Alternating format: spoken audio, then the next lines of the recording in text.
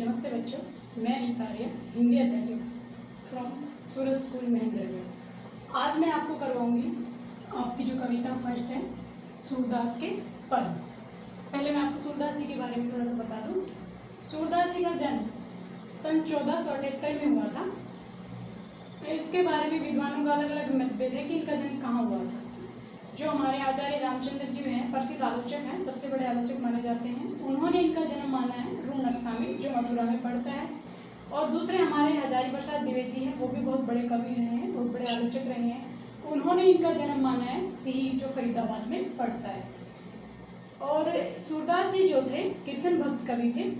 इनकी 3 रचनाएं प्रमुख रही है, सूरसागर, साहित्य लहरी, सूरसावली। और इन्होंने ब्रज भाषा में अपनी रचनाएं लिखी, श्री कृष्ण पर लिखी हुई है। ये कहते हैं कि जन्मान थे, कि जन्म से ही अंधे थे, लोगों का मानना है। इन्होंने वात्सल्य रस का और श्रृंगार रस का जितना सुंदर वर्णन सूरदास जी ने किया है, उतना किसी भी कवि ने नहीं किया है। सूरदास जी के गुरु थे वल्लभाचार्य, जिन्होंने अष्टछाप की रचना की थी। अष्टछाप में सबसे प्रसिद्ध कवि माने जाते हैं सूरदास जी, ठीक है। और इनकी मृत्यु हुई थी सन 1583 में, पार्सोलिन में हुई थी इनकी मृत्यु।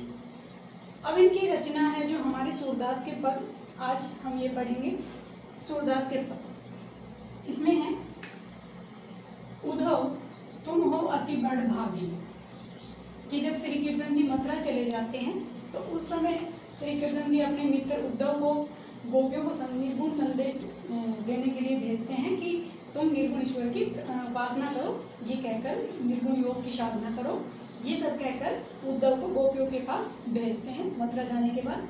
तो उस समय का वर्णन इसमें है। ये हमारी भ्रमर गीत से ली गई है, सूरदास जी ने ये रचना, ठीक है।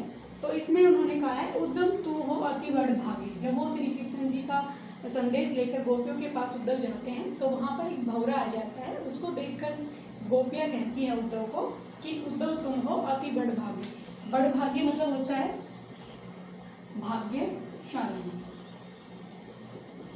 या भाग्यवान, ठीक है। कि हे उद्धव तुम बहुत ही भाग्यशाली हो, भाग्यवान हो। अपरस रहत सने तगात नाहिन मन अनुरागी। अपरस, अपरस का अर्थ होता है अपरस, अपरस का अर्थ होता है अछूता, ठीक है। उसके बाद अनुरागी, अनुरागी का अर्थ होता है प्रेम से लिप्त, ठीक है। तो गोपियाँ श्री उद्धव को कहती है कि हे उद्धव तुम बहुत ही भाग्यशाली हो कि अपरस रहत सने तगाते, कि तुम प्रेम रूपी धागे से क्या रहे, तगा मतलब धागा, तगा का क्या होता है धागा, ठीक है। कि तुम प्रेम रूपी धागे से बंधे नहीं हो, ना ही मन अनुरागी, और तुम्हारा मन जो है वो प्रेम से लिप्त भी नहीं है, प्रेम से दूर है तुम्हारा मन, तुमने कभी किसी से प्रेम नहीं किया, इसलिए तुम हमारी विरह वेदना को कैसे समझ सकते हो, क्योंकि तुमने कभी किसी से प्रेम नहीं किया।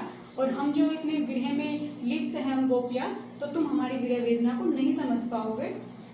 फिर आगे कहती है, पुरानी पात रहत जल भीतर तारस दे ने दागी, ठीक है। यहाँ पे पुरानी पात, पुरानी पात होता है कमल का पत्ता।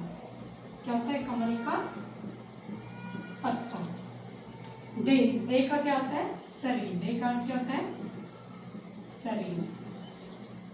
दागी मतलब धब्बा या दाग।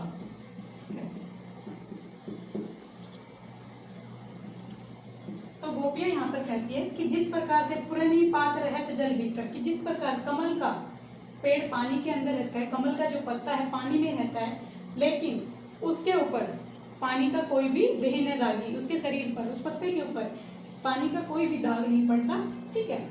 जो जल में तेल की गागरी बूंद ने ताको लागी, कि जिस प्रकार जल के अंदर पानी की गागरी मतलब पानी का जो मटका होता है, गगरी होती है, जल के अंदर तेल की डूबी तेल लगी हुई जो गगरी होती है पानी के अंदर होती है, तो उस पर पानी की एक भी बूंद नहीं लगती, नहीं ठहर पाती, पानी तेल की जो गगरी हो उस पर, ठीक है। प्रीति नदी में पाँव ने बोरियो दृष्टि ने रूप परागी। तो यहाँ पे कवि कह रहा है कि प्रीति नदी मतलब प्रेम रूपी नदी। प्रीति नदी क्या होता है प्रेम रूपी नदी। मैं पाँव न बोरियो, दृष्टि ने रूप परागी। परागी मतलब होता है मुख धोना। परागी का क्या अर्थ होता है? मुख धोना। गोपिया कहती है कि तुमने प्रेम रूपी नदी में पैर नहीं डुबाया है, मतलब तुमने कभी किसी से प्रेम नहीं किया है। दृष्टि तुम्हारी नजर न रूप पर आ गई, और तुम्हारी नजर किसी पर मतलब मुग्ध होना, और तुमने कभी किसी के सौंदर्य पर तुम मुग्ध नहीं हुए हो, मतलब तुमने कभी किसी से प्रेम नहीं किया है, इसलिए तुम हमारे प्रेम को नहीं समझ पाओगे। गोपिया यहाँ पर कह रही है कि हम श्री कृष्ण से इस तरह से जुड़े हुए हैं, इस तरह से हम श्री कृष्ण से मतलब हैं कि जिस प्रकार से कमल का पत्ता पानी में रहते हुए भी उस पर कमल का कोई दाग नहीं पड़ता, और जो गगरी होती है, तेल की जो गगरी होती है, उस पर पानी की कोई बूंद नहीं रहती, और तुमने कभी प्रेम की नदी में पैर नहीं डुबोया है, इस वजह से तुम्हारी जो है दृष्टि कभी किसी के सौंदर्य पर मुग्ध नहीं हुई है।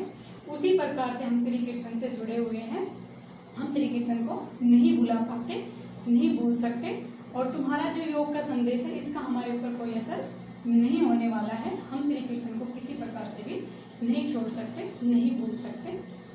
सूरदास अबला हम बोरी, गुड़ चाटी जो पागी। अबला होता है नारी, अबला का क्या अर्थ होता है? नारी। भोरी का क्या होता है? भोली। ठीक है। गुड़ चाटी जो पागी। पागी का क्या होता है कि जिस प्रकार से चींटियां गुड़ से चिपकी रहती है, उसी प्रकार से हम क्या है श्री कृष्ण से चिपके हुए, उसके प्रेम में लिप्त हैं। तो यहाँ पर गोपिया कह रही है, सूरदास जी कह रहे हैं गोपियों के माध्यम से कि गोपिया कि हम नारी कैसी है? हम भोली नारी हैं। हम ऐसी भोली नारी है जिस प्रकार से चींटियां गुड़ से चिपक जाती है, गुड़ से प्रेम करती है, उसी प्रकार से हम भी श्री कृष्ण जी से चिपके हुए हैं, उनके प्रेम में लिप्त हैं। हम श्री कृष्ण को किसी भी प्रकार से, किसी भी कारण से नहीं भूल सकते। तो वो उद्धव को कहेंगे कि तुम्हारा जो योग संदेश का जो तुम हमें संदेश देने आए हो, योग साधना का जो संदेश देने आए हो निर्गुण ईश्वर का, वो हम पर किसी प्रकार से प्रभाव नहीं डाल सकता। हम तो श्री कृष्ण जी से ही प्रेम करते हैं, हम उन्हीं के प्रेम में लिप्त हैं, उनको नहीं भुला सकते। हम हर प्रकार से श्री कृष्ण जी की साधना करते हैं, उन्हीं से प्रेम करते हैं।